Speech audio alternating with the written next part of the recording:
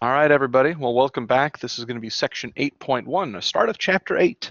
Um, we're going to break up this section into a bunch of smaller pieces to try to help understand exactly how we are introducing this new idea that we're going to talk about here in chapter 8.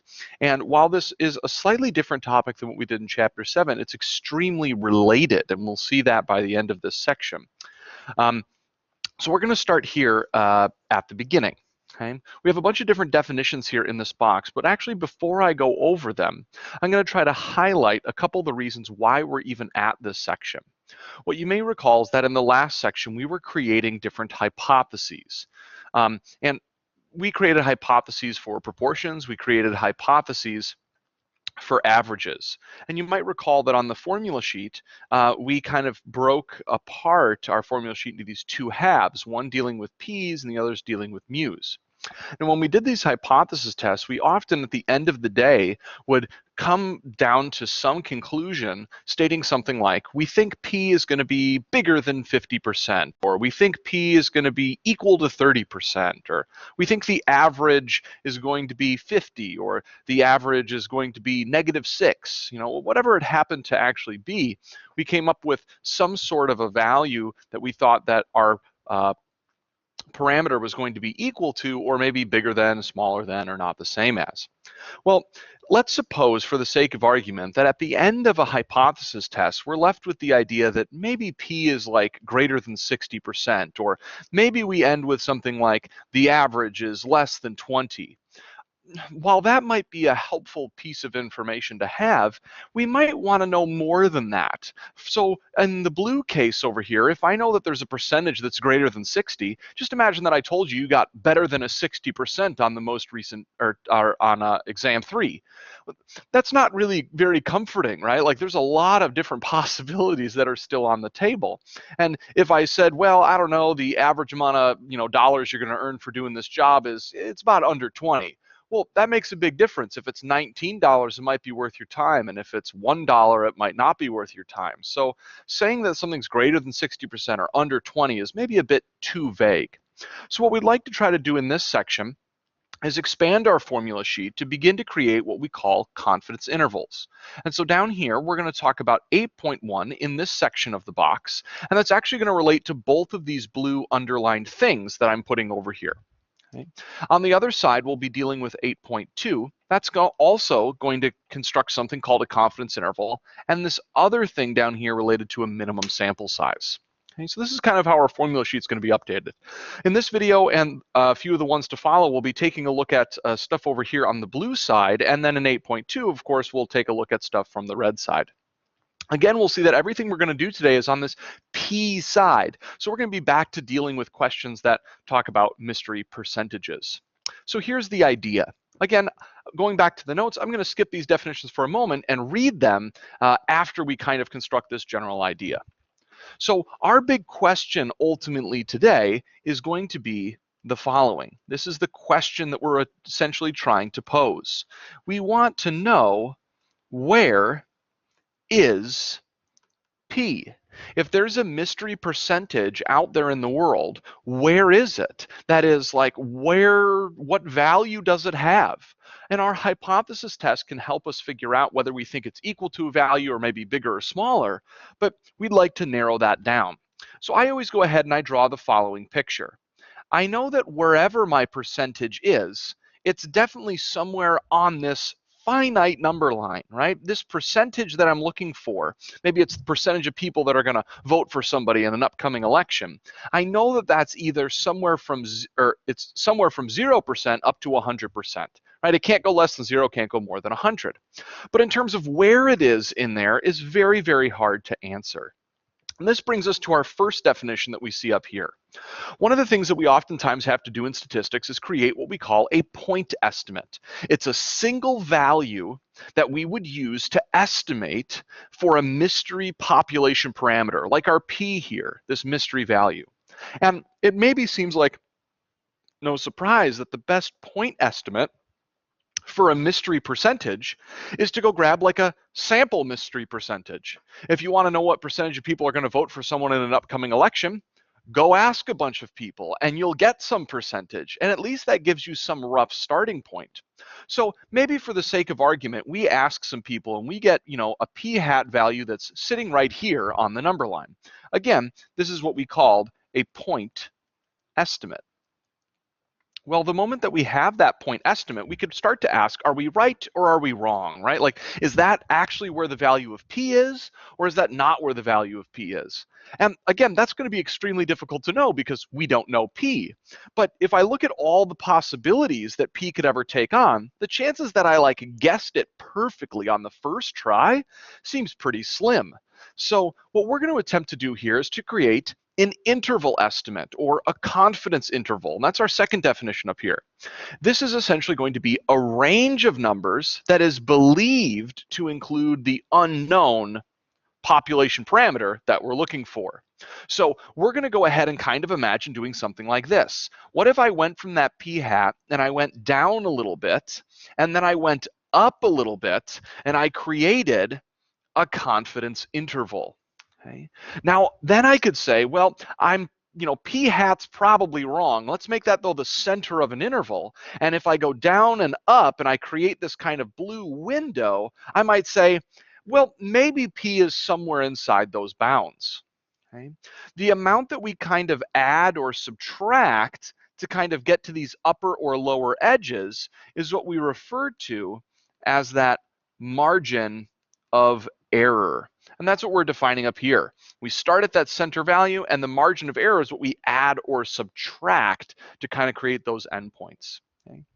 Now, when we create these intervals in the videos to come, we're going to want to associate with these intervals a certain level of confidence or assurance in some way of that, the real value of P actually is inside those blue boundaries. Because, of course, it does us no good to say that I think P's in there, but I don't actually have any confidence in that statement. I'm just kind of blindly or blatantly asserting it. So we're always going to be tying together with all of this a level of confidence. We're going to just represent that by the little letter C, so C for confidence. And we'll see exactly where that value comes from in just a moment. Now, I'm going to go ahead and run through this first example here to try to understand how exactly I might go about constructing one of these blue intervals. We're going to need our calculators, so make sure you have those ready to go. Let's take a look at what we have. This is a question that we've actually seen several times before. All right, just prior to the presidential election, in a random sample of 800 voters, 424 preferred candidate X over candidate Y. And maybe again, a news organization claims that too many words, claims that this means that over half of Americans will vote for candidate X. So we've answered some of these questions before back in the start of chapter 7. What is the population parameter that the news organization is claiming to know? And like we said in previous sections, well, it seems here that the news organization is claiming to know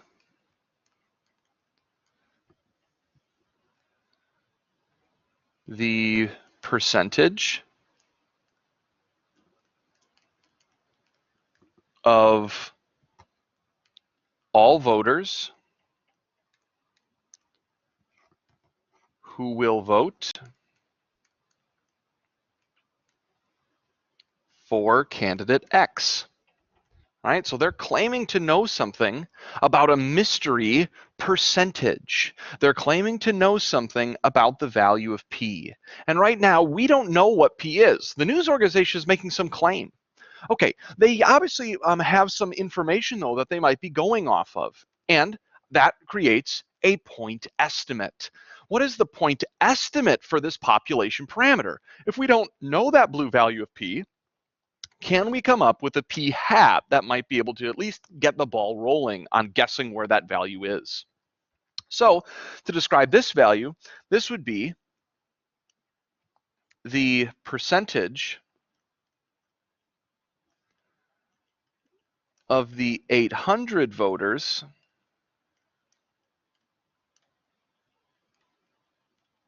who will vote for candidate x. And that's a value, again, that I can find. So I'm going to go ahead and write down what that value of p hat actually is. We know that out of 800 total people, there were 424 that said they were going to vote for this candidate. Now, I might want to go ahead and crunch that out on my calculator here really quickly, just so I can see what percentage that comes out as. 424 out of 800 turns into, boom, 53%. So seems like about 53% of people might be voting for candidate X. Again, notice that I'm making an assertion about what this mystery blue P is. I know the P hat, that's guaranteed, that's 53% and that can't change. But this value I don't know. But if I had to guess at it right now, this is my best guess. It's the only information I have to go off of. But the chances that, again, that I'm right are pretty slim. So we're going to go ahead and continue this question with the following. Let's assume that the point estimate that we made up above is actually exactly the same as the unknown population parameter. Like, let's say we totally nailed it. Then would the sample size actually be large enough to know a distribution of p hats, to start figuring out what p hats are likely and what p hats are unlikely? Okay, so notice here that when we say that we are assuming that our point estimate is actually the same as the unknown population parameter, we're saying that we assume that P is 0.53.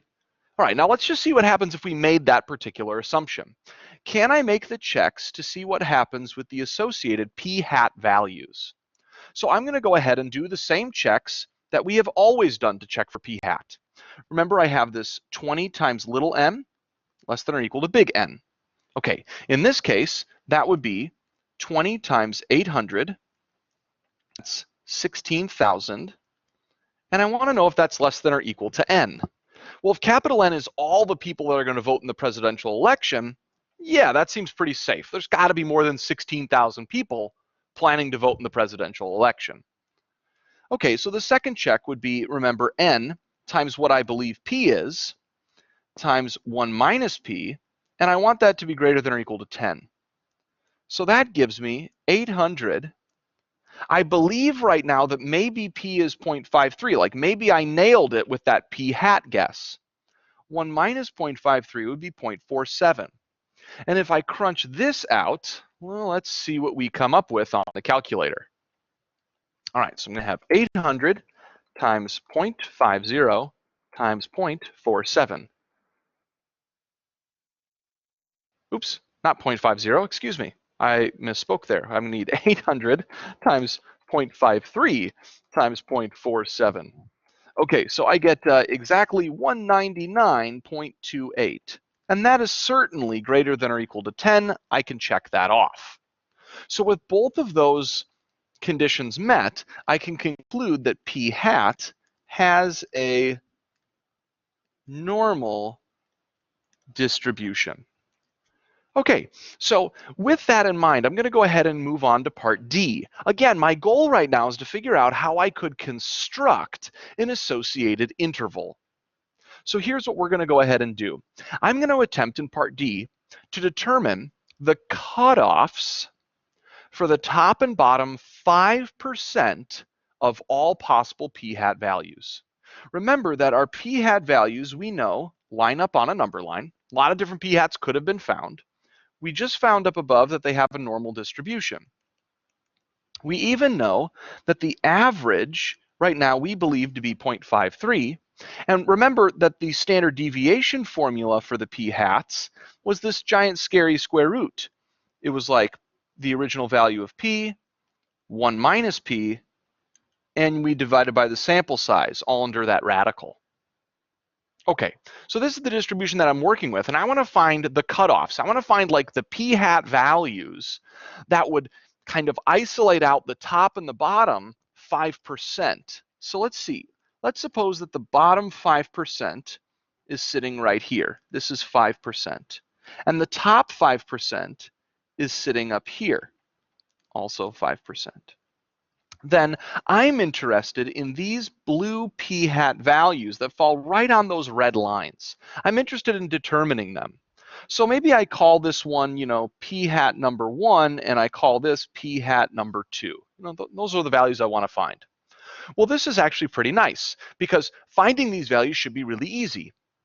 Can you think of what calculator command I could use from the last exam material in order to find p hat 1 and p hat 2? Well, if you're thinking of using an inverse normal, you would be perfectly right. Remember, an inverse normal can help you find numbers on a number line. And that's exactly what we have here. So I would just need to use area to the left as my first entry. Area on the left side of the p hat 1 is that red 5%. The average here is my 0.53, and I have that big scary standard deviation.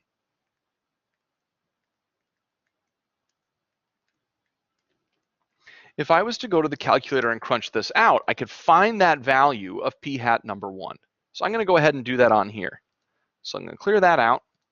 Second, distributions, go to inverse norm, 0.05, 0.53, and now time to start inputting all of my fun square root stuff.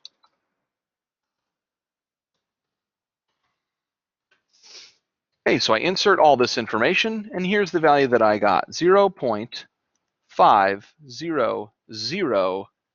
Well, let's see. It looks like that 7 on there is going to have to round up into the 9, but then that's going to create 10. So that's going to give me a decimal that looks like 10 right after that. So 5010. Okay, so that's perfect. That's my p hat number 1. If I wanted to find p hat number 2, I could do pretty much the exact same thing, except that I'm going to have to change that value for how much area is on the left side of p2. So you can probably start to tell pretty quickly that if there's 5% of the distribution that is above p hat 2, how much total is below it? That includes the white space and this bottom red space. Well, yeah, if 5% is above, then there should be 95% below. All the rest of the inputs are exactly the same.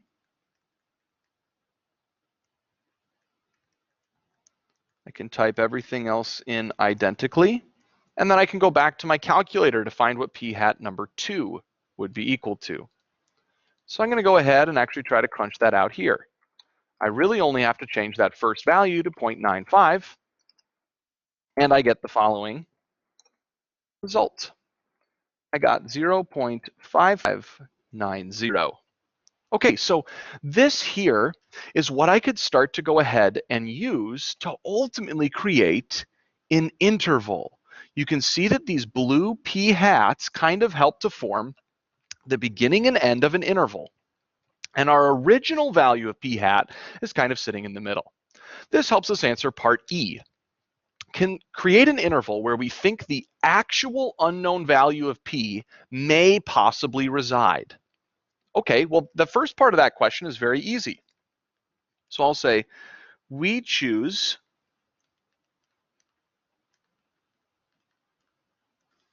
to believe that the value of p is somewhere between 0.5010 and 0.5590. Notice I'm writing that like an interval notation, my small number up to my big number. Okay, so this is kind of how I create one of these blue intervals. Now, don't worry about how complex this process might seem at the moment, because we're actually going to discover very briefly that there's a cool calculator command again that'll do a lot of these calculations for us very quickly. But the goal of doing this right now is so that we understand where this idea actually comes from. Okay, last question that we have here on part E. How much of the distribution has been covered by this interval? Well, if I take a look at the picture, I can see that there is a low 5% over here, a high 5%, and I'm kind of curious as to what percentage falls in the middle. Well, if you calculate out that there should be 100% total under the curve, the blue stuff appears to cover 90% of the distribution. I'll state that down here.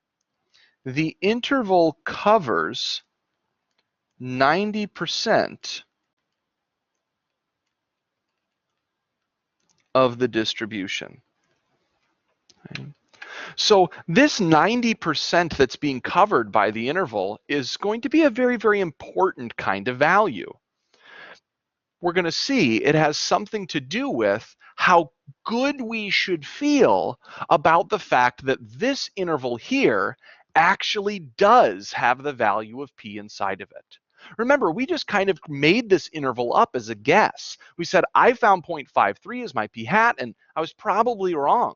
So maybe I'll go down and up a little bit and say, I think p is somewhere between these numbers, but I don't really know if I'm right. But the fact that this covers 90% of the distribution is very, very important. We're going to take a look here at one last question here, and it relates to part F. Now, part F has all these weird pictures on here. For the moment, I'm going to say let's just ignore them. We'll read the question and take a look at a different web applet. These pictures will just be here to jog your memory in the future. All right, so part F. What would happen if we were to repeat this process, that is the entire above process, over again? So like take a sample, like we ask a whole new set of 800 voters, we get a new p hat, we check our conditions again, we do all the inverse norms again, and we like build a new interval. The question that we might want to ask is, again, will my interval that I make cover the correct value of p? Will the right value of p be somewhere between the bounds, or will it not? And that's hard to know for any one interval. But if we run kind of a small simulation here, we can see kind of a surprising result. Let's say for the sake of argument, oops, looks like this video or this link got slightly removed. Let's say for the sake of argument that right now the actual proportion of people that are going to vote for the candidate is 50. Okay, let's just suppose we have that, right? So you can see here on my number line, I have 0% to 100%. And let's just pretend that the right value is 50, but like secretly we don't actually know that value, okay? And we're just going to try to see what happens. We're going to try to construct intervals where this little slider over here is going to be at 90. We want to cover 90% of the distribution and kind of see what that actually means. Now, we're going to select samples of size 800. Now, when I do this, you'll notice that down here, if I click to draw a sample, this would be like me going out, asking 800 people, hey, who are you going to vote for? Recording the number. You'll see that my big block here is the p hat that I get. So maybe this time I got a p hat that's maybe in the high 40s. And I said, you know, I'm probably wrong, so I'm going to go down a little bit and up a little bit. And the cool thing here is I can see, based on how wide this interval is, I can see that, hey, it looks like the number 0.5 is actually going to be covered by that interval. So that's why this interval here is covered in or colored in green. It's a good interval. It would do its job. Now, if I take another interval, I might see that, hey, this time I asked a new 800 people. Maybe I got something like 51% for my p hat. And when I went up a little bit and down a little bit, I definitely gave a range of numbers that contained the value of 50%. And if I kept doing this, I might realize that I get a lot of different green intervals, right? Like a lot of the intervals seem to be pretty close. They actually cover what they're supposed to cover. And you can see here that I'm kind of cycling back through. And it looks like, wow, like almost every single interval's going to be good. But wait, what about this interval? Every so often, it might be the case that maybe I end up with an interval. Maybe this one here had like a p hat at that square, maybe that's around like 45% on the number line. And when I went down a little bit and up a little bit, I created an interval, but does that interval have 50% in it? It doesn't appear so. So this is kind of strange. Every time that I take a sample, I might get a good interval, I might not get a good interval. So far though, at least based on the simulation, does it seem more likely to get good intervals or bad ones? Well, right now it seems like there's a whole lot of green intervals. The red ones are bad and the green ones are good. Now, instead of doing this one at a time, what if I did this like a bunch of times? What if I said like, boom, put 1,000 more intervals on there? Look at how crammed together they all get. They all start looking like they're overlapping. But you can kind of start to see that there is a lot of reds, but there's way more greens. And up here in this box that's labeled coverage, you can see what percentage of these intervals are good, green ones, and what percentage are bad. You might notice that there's a connection between the percentage that are good and what percentage of the distribution our original interval covered. Notice here I have a value that's extremely close to 90%. And when I scroll back to here, this interval covered 90%. So this would actually be really, really an interesting idea. What this is telling me is that when I create intervals that cover 90% of the distribution, about 90% of them are going to end up being good green intervals. And that would mean that the remaining roughly 10% are going to be bad intervals. If you take a look then at part F, this says if we repeated the process, kind of like what we just did in the applet, how many of these intervals would actually contain the desired unknown value? And it seems like that answer should again be 90%. Because I built intervals that cover 90% of the distribution, I should make sure they should cover, or 90% of them will end up being good. And you'll notice that I can actually adjust this and see that there's a cool relationship here. What if I went back here and I tried the exact same sort of a thing, but maybe I said, I want to change what percentage of the interval or the distribution I'm going to cover. Maybe I want to cover something like 80%. Maybe I'm going to do, like back in the original picture, maybe instead of putting 5% on top and bottom, maybe I put 10% on top and bottom. So that way there's only 80% left in the middle. If I was to do that and I rebuild the interval at this 80% level, you'll see that as I draw a lot of samples, I get a whole bunch of, again, green intervals and red intervals, but notice again, what percentage of the intervals end up being good? If I'm building intervals that cover 80% of the distribution, about 80% of the intervals become good ones, and the remaining 20% are bad. So there's always going to be this sort of a connection. You can see that even as I slide this around, like say I change this to be 97%, then you'll notice that about 97% of the intervals are good, and about the remaining 3% are bad. So this is kind of a really cool connection that occurs. And it's this value here that we then refer to as our level of confidence. Based on how big or we make these intervals, or what portion of the distribution they are designed to cover, will dictate how confident we are that we actually landed with one of the green intervals, and that the actual value of P is in there. We won't actually ever know at the end of the day if the value of P is in there, but we will feel like, gosh, if 90% of the intervals are good ones, there's a really good chance I'm holding one of the good ones. All right, so if you take a look then at the next page, this is the last portion of this video, we'll see that I've summarized that.